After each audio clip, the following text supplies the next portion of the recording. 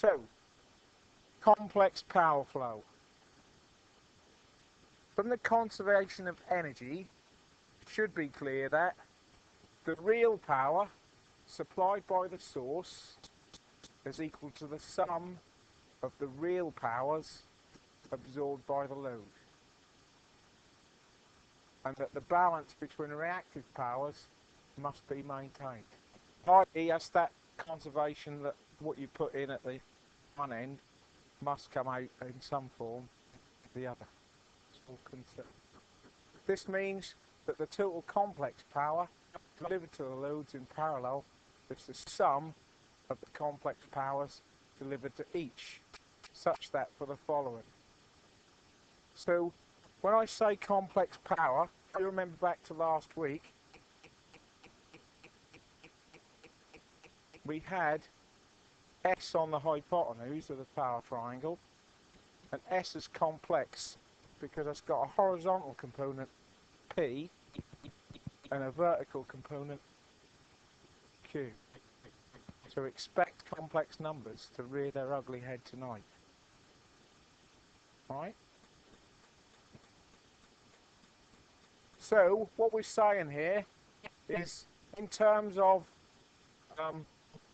the supply, the overall S is the applied voltage multiplied by the total current flowing there. Yeah, and that would be equal to the sum of S for that load plus S for that load plus S for that load, which is the applied voltage is constant for all three, so we can say that's V times I1 plus I2 plus I3. So if we want to know the total, we could calculate each individual and add them together, and so on. Yeah. Right. So this would these two together would be S1, S2,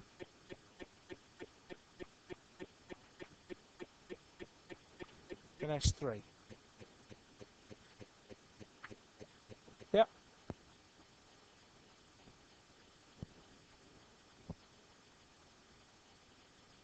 So that's the principle. Let's have a look at a circuit with some values.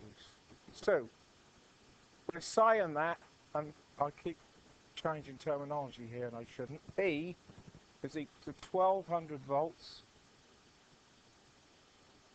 at 0 degrees. Z1 is at 60 plus 0J. It's only got a real part, so it's just resistance. Yeah. So if we take this number here, 60 is R. The 0J means there is no reactive component, no capacitor, no inductor. Yeah. Z2 is 6 plus 12J ohms. That is 6 ohms resistance plus 12 ohms of inductance. Inductive reactance, XL. Yeah. And Z3 is 30 minus 30J ohms. So that means we've got 30 ohms of resistance, and the negative means that's 30 ohms of capacitance, or capacitive reactance. And the question says, find the power absorbed by each load and the total complex power.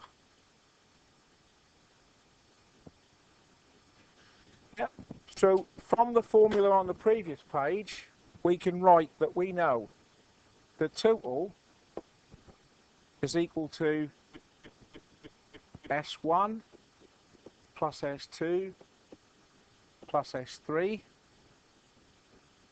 Yeah. And because S is equal to E times I, we can write that as E times I1 plus E times I2 plus E times I3.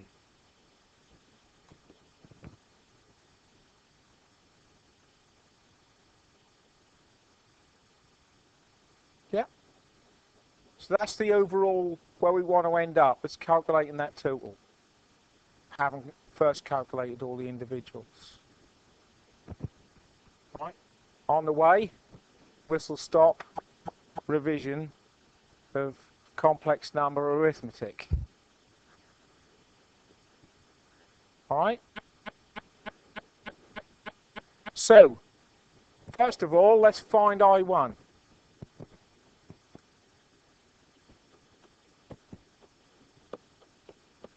Can we do that? Have we got the information? How would I find I1 looking at that circuit? It's that current flowing down that impedance Z1. What's the formula? Yeah, in this case, I1 is E over Z1. Yeah? Alright. That is, and in complex form we've got 1200 volts at an angle of 0 degrees. First one's fairly easy because both the voltage and the impedance have no phase shift associated with them. We're going to divide that by 60 ohms angle 0 degrees. So in essence we can really ignore the angle. That's simply 1200 over 60, which is 20 amps angle 0 degrees. Yeah.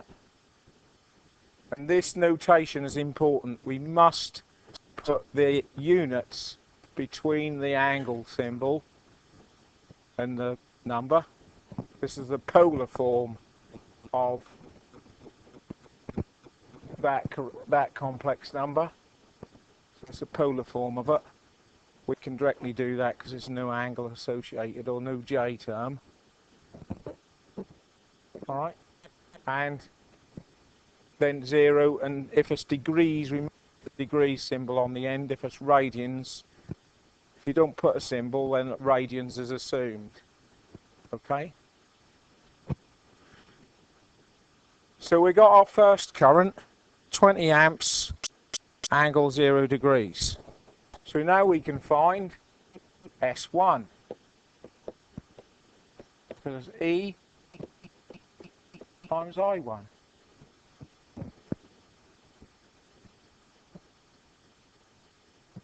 That's 1200. Angle 0. I usually put these, when I'm multiplying, these rectangular complex numbers in brackets. Just clarifies it for me.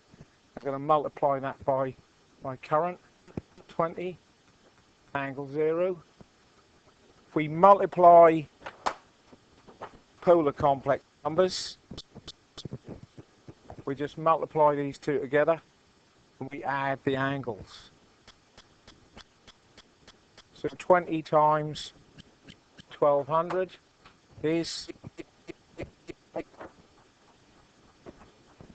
24,000 units of S are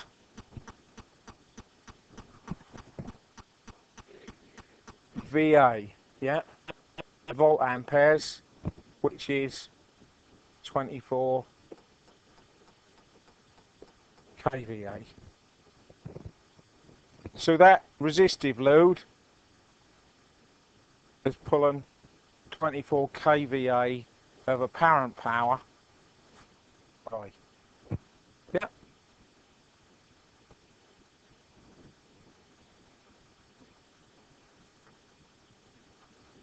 So the first one's relatively easy. Alright. What would be the power in that? What would be the watts? Yeah. In this case, because that's resistive only, that is actually 24 kilowatts. Because in our triangle, power triangle for this, voltage and current are in phase, so it's all down here on the power line. P and S are on the 0. Yeah, so that's all real power. Right?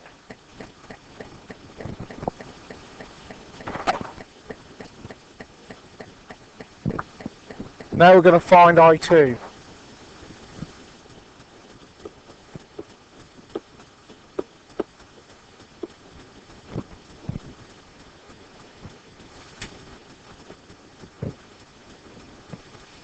I2 is equal to, yeah, E over Z2, that's 1200 angle 0 degrees divided by. Now at the moment we've got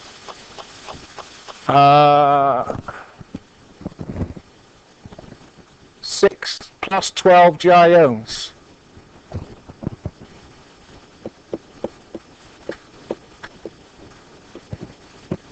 That's in the wrong form. We can't mix polar and rectangular complex numbers. So what we need to do is take 6 plus 12J and convert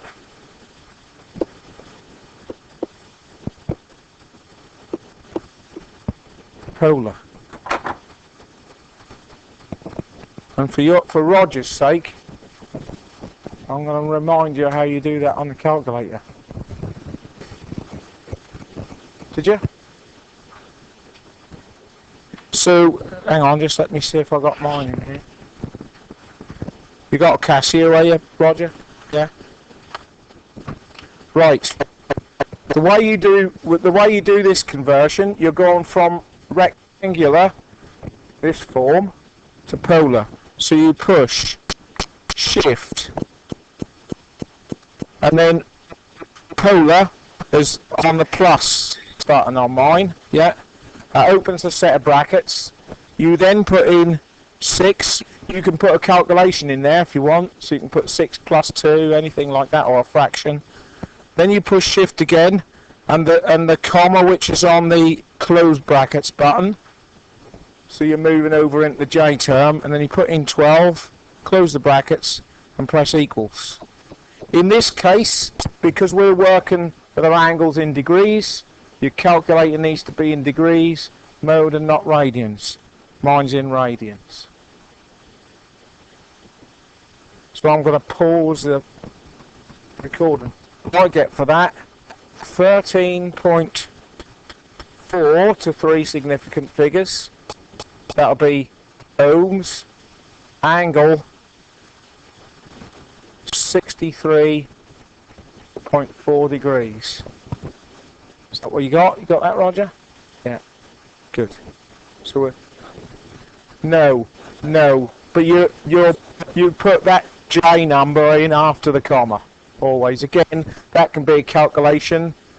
You might need to include a negative sign. The next one you're going to do is a negative sign. So you must be careful with that, and you must that you're in the right degrees or radians mode. If your problem's got omega involved with it, that's the angular frequency, then you've got a pi involved, you have to be in radians then. Alright?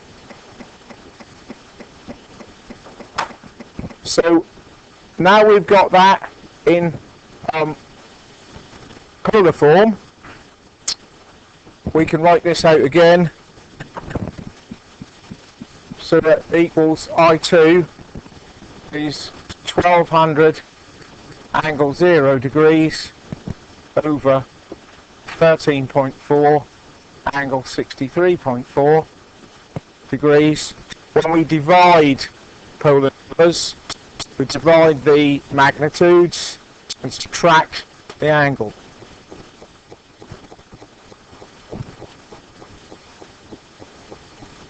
Yeah, I'm doing that.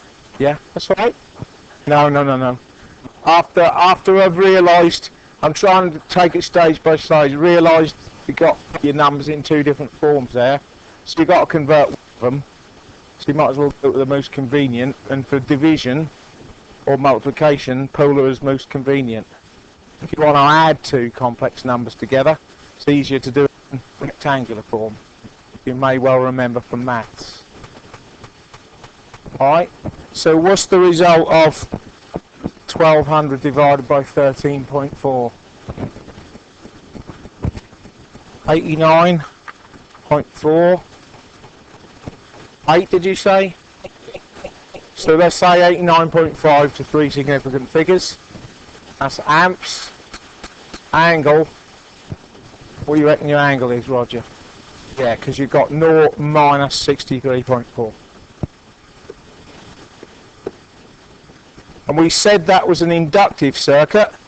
It's shown as an inductor and a resistor in series, that part of the circuit.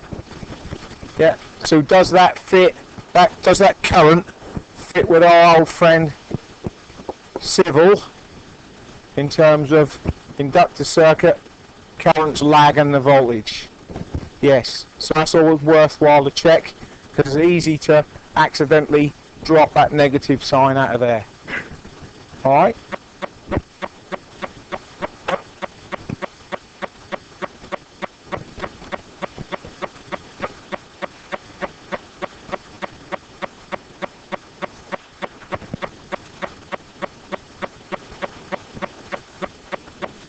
Right, I'm going to drop on the next page now, because otherwise this page will get too big. And we're going to find I3, XE over Z3, that's 1200, angle 0, and we know we want to convert this time, so we might as well convert Z3, 30 minus 30J into polar to start with.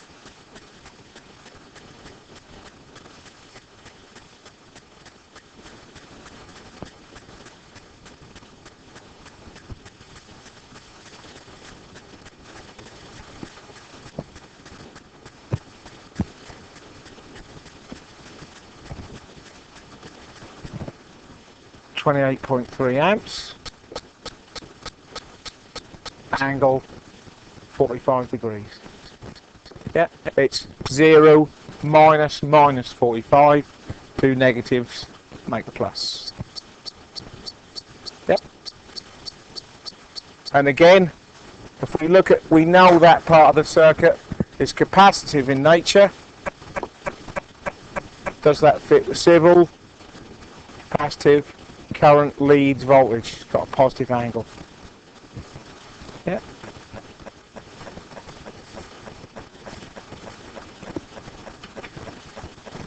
Oh, we ain't been I know what we ain't been doing. We've been finding the S's as we go, have we? Let's just pop back to the previous page.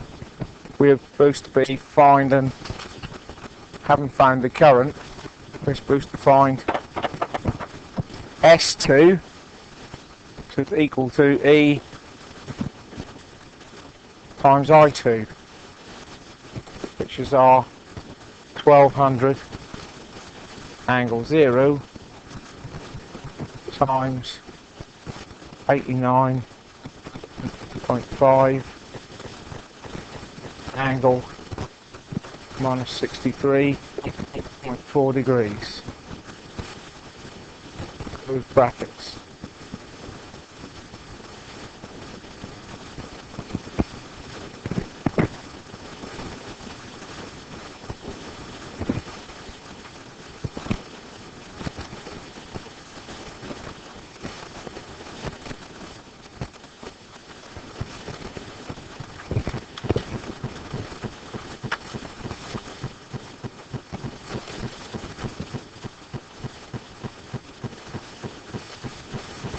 We got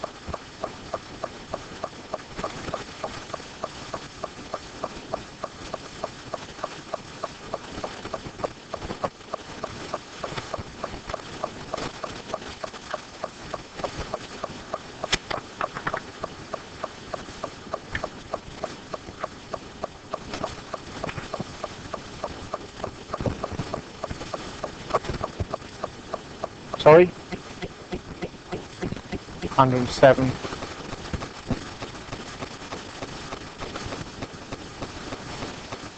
Oh, okay.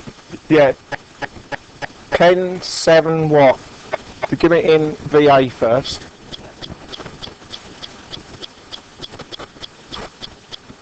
VA angle. Ah, no, is that the third one? I'm doing this. I'm going back to do the second one. Angle minus 63.4 degrees. Yep, which is equal to 108 kVA angle minus 63.4 degrees. Alright? Yeah? Keeping everything to 3 significant figures, so that's why I rounded it to that. Yeah? Going up back to our other page, having calculated that current, we can now find S3, which is E times I3, that's the 1200 angle 0 times 28.3 angle 45 equals.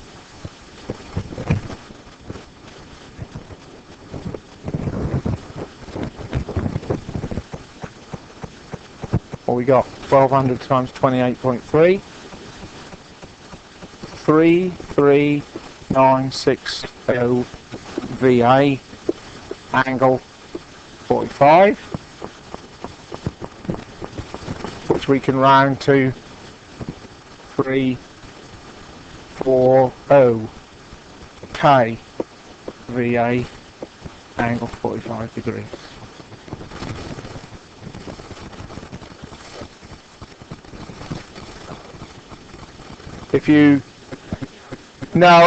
If that was an exam question and you left the answer like that, you get the same marks as if you turn it to kVA. Yes, 34, not 340. So hang on, we need to, yeah, 34. Technically, 34.0 if we want to keep it to the same rounded 3 significant figure resolution. Yeah. Right. Now, we've got 3 lots of S. S1, just remind me what it was from the first. 24 kVA angle 0 degrees. We've got S2, that was 100 and something kVA angle 63.4 degrees, and we've got S3, which is 34.0 kVA angle 45 degrees. Right, what we want to do is add all them up, and that'll give us the total.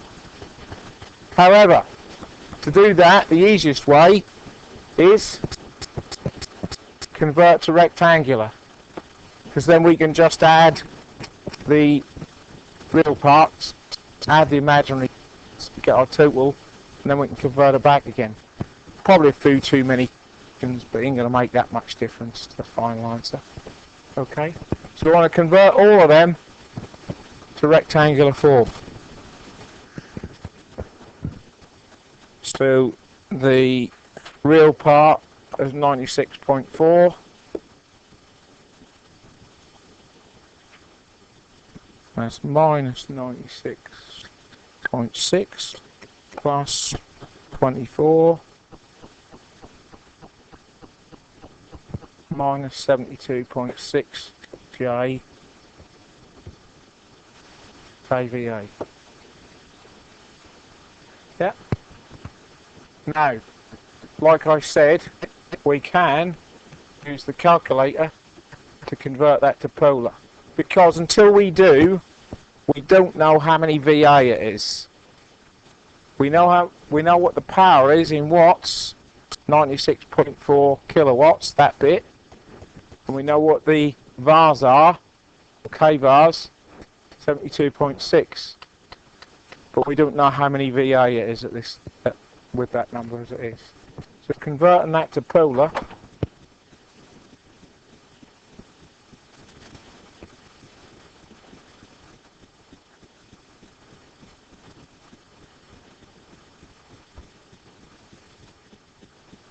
I get 120.7 kVA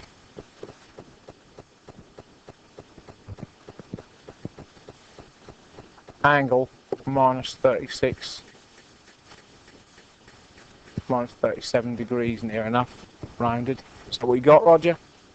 Yeah. Equally, we could say we've got a power triangle like so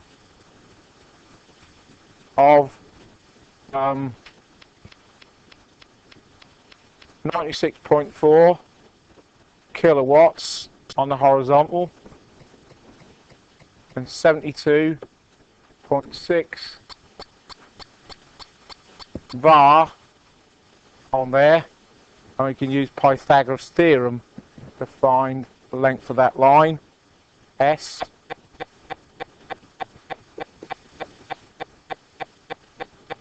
But we'd have to go 96. No, okay, aren't they? So we could do 96.4 squared plus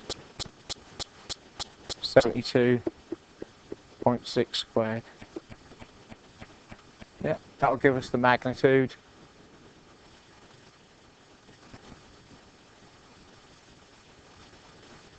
If you put that in your calculator, you should get more or less the same value in terms of magnitude. And then we could use normal trig to find the angle if we wanted to know that as well. Yeah. Yeah. In my work solution, my wisdom, I've gone through using rectangular complex numbers all the way through and only added them all together and only converted back right at the end, and I get exactly 120 kVA. Yeah, because I haven't done any conversion and I've used Pythagoras theorem at the end. I've not used the converter on the calculator at all. Yeah, but we're talking about 700 watts in 120,000. It's nothing. Yep. Yeah. You can, unless you're specifically asked to do a certain thing. But here, it ain't about the method. It's about understanding the system so that you get the right answer. So, although it might mean me working a little bit because my work solution is different to yours, I always work out what the solution is if somebody should use radians where they should have been using degrees. So I'll notice that mistake and you'll get penalised for it, but you'll get some marks for kind of using the right method, and you can't be penalised for the same error twice. So if you make a calculator slip in one of those earlier calculations, you'll drop marks for getting that bit wrong. But then if you follow that through and get to the end and that final solution, and you've followed that all through, you'll get the rest of the marks. Yeah, it means I have to get my finger out and work out whether you got it right. They're the rules. And quite rightly, you don't get penalised twice for the same error. Alright? Notation is important, and I do knock marks off if you miss that. Quite often, not so much at this level, but I see in a maths exam sometimes with the rectangular numbers, J seems to get forgotten and then suddenly pops back again a bit further down the calculation, and that's bad notation. You've got to get that right. So I do take marks off for it, but not all of them. They get some marks. All right.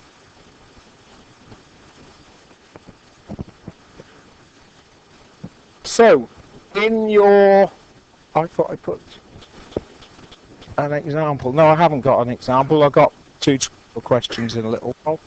So, power factor correction. Yep.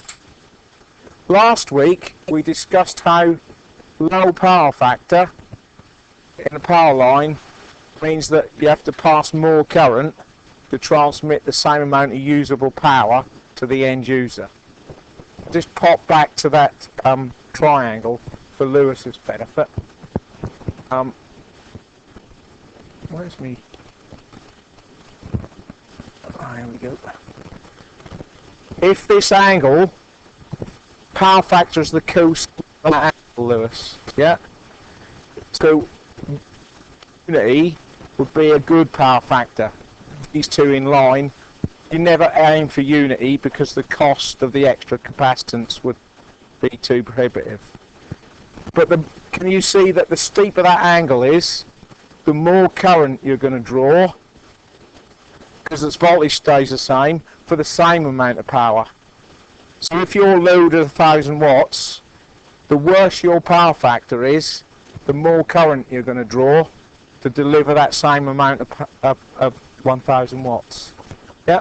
So as we discussed last week, what the supply authority do is penalise people if they've got poor power factor. Yeah, which leads to the issue of power factor correction. So the consumer can improve poor power factor by from a high level of inductive load. So if you've got lots of motors and things that are inductive load transformers, you could end up with a poor power factor. So you install power factor correction capacitors. Now, if you've got big motors that are switching in and out on load, off load, that kind of thing, then you need to install automatic power factor correction, so keeping sensing power factor all the time and adjusting the PFC to suit. What the supply authority tend to do, the way they penalise, as we discussed last week, is to measure your maximum demand and charge you so much per kilowatt kVA of maximum demand. So that's like when that was a mechanical meter, that used to, you know, you see the top of meter where you keep pushing the needle up and getting a maximum, and then I'd come and reset that every quarter or however long your billing was, but you get an extra payment to pay so much per kVA of maximum demand.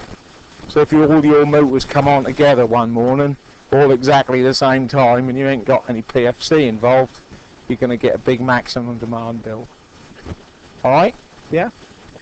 Power factor correction involves introducing a level of capacitance into the circuit, which is said to provide reactive power to the source. So as a matter of convention, we say inductors draw reactive power, capacitors give it back.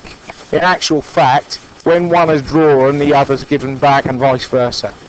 But as a way of counteracting that high inductive load is to introduce some capacitance. Yep.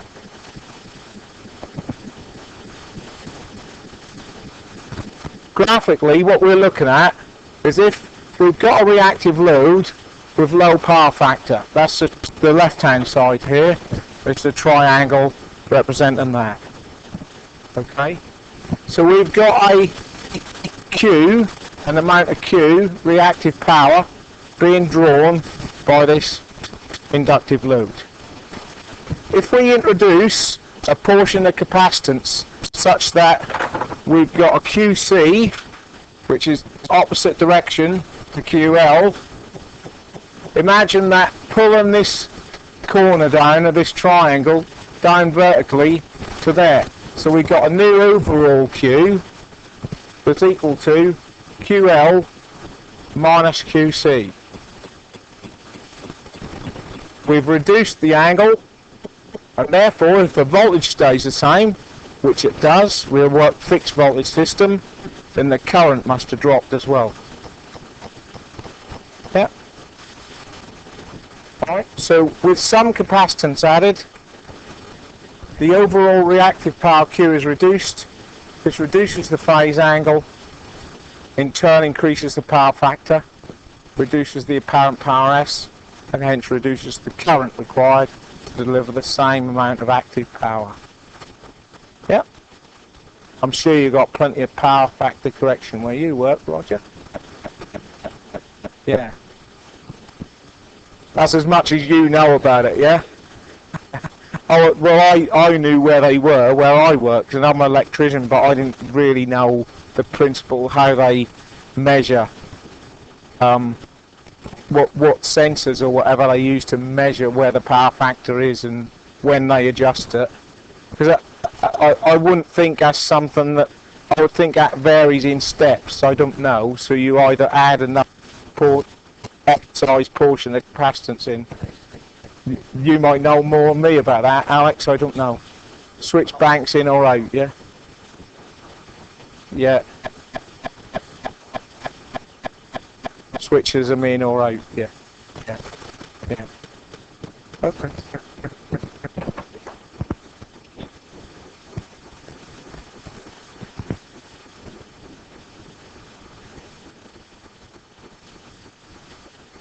Yeah, they normally rate things kVA, certainly rate transformers kVA, because you've got to take account of that extra current. If you rated them in power, you're not taking account of the extra current of the reactive load that a transformer is.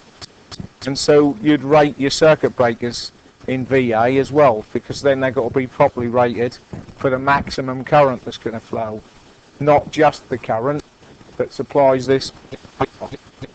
Yeah?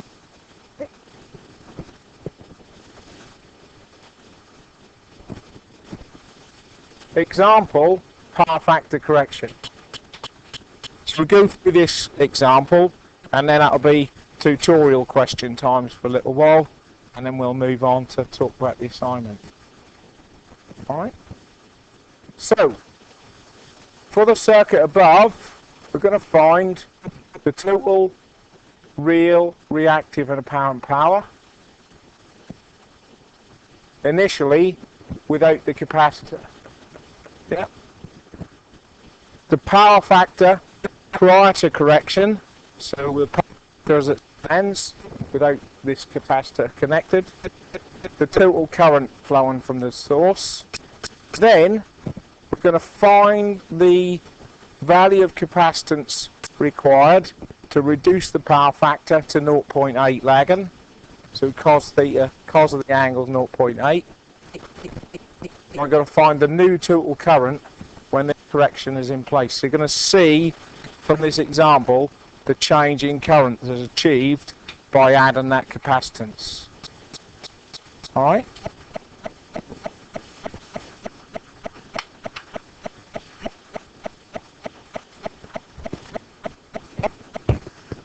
So, looking at this problem, what have I got on my next slide? Empty one. That's all right. Right. So, I. Total real, reactive and apparent power. So we've got to do, really, just like we did the previous question. Yep. We've got to find I1. In this case, that's E over R, because the first load is just a pure resistor. Yeah. So that's our 200 volts over 100 ohms to technically make sure we confirm that's angle 0. Yep.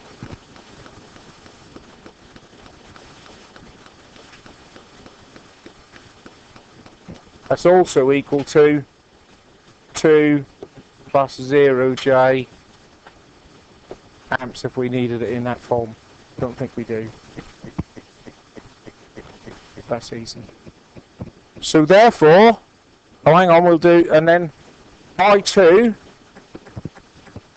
is E over Z2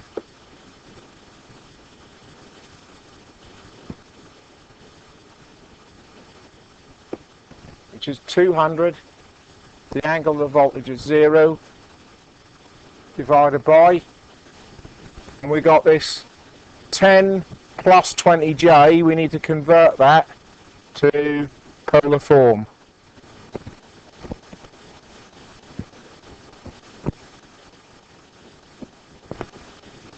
I get 22.4 angle 63.4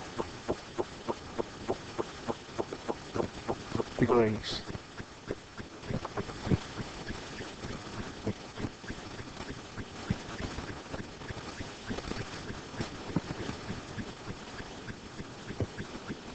.93 amps angle minus 63.4 degrees.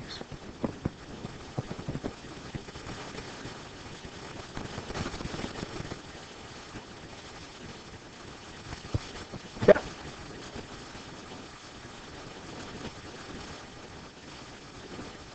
So we've got our two currents.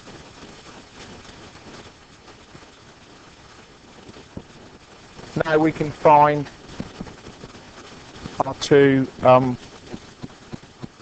S1 and S2. S1 is E times I1, 200, angle 0, times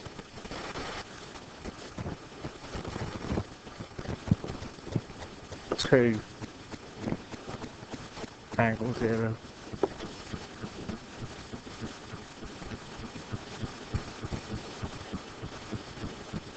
VA, angle 0 degrees.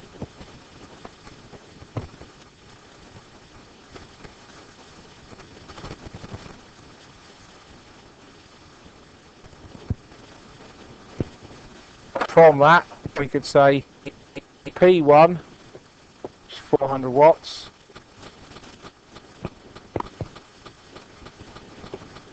and Q1 is 0 var. That comes directly from the fact that that's got no angle. Yeah.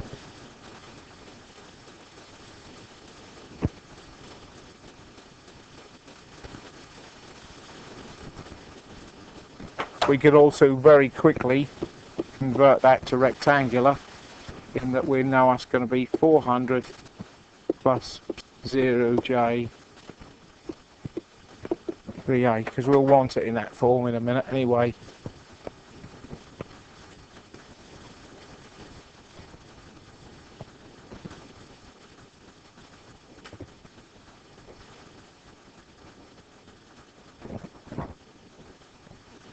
S2 E times I2,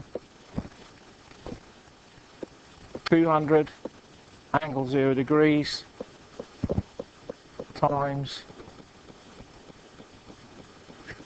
8.93 angle minus 63.4 degrees.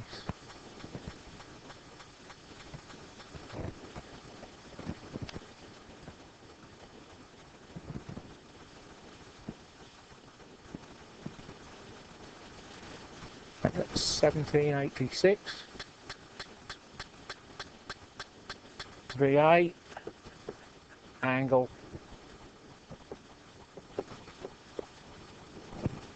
minus 63.4.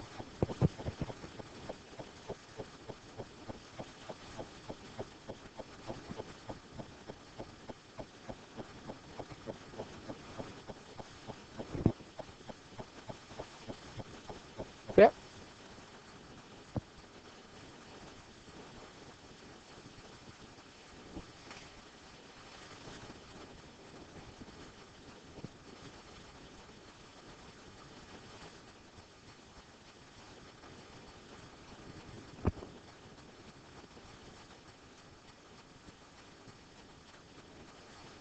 Now, here, rather than convert them back, what we could do is a power triangle thing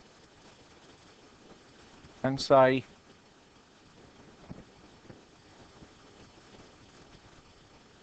no, we can't, we've got to add them together, haven't we? Yeah.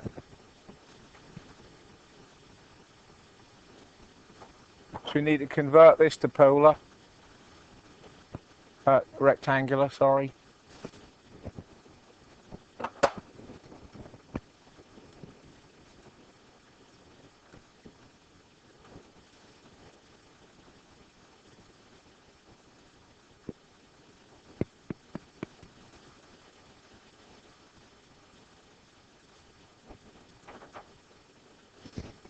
We get 800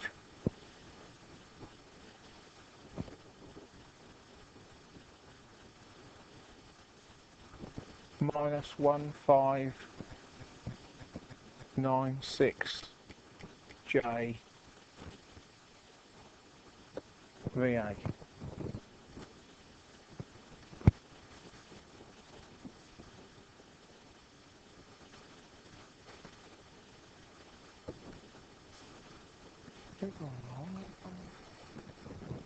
Forget about that for a minute. We're going to have a look at the assignment.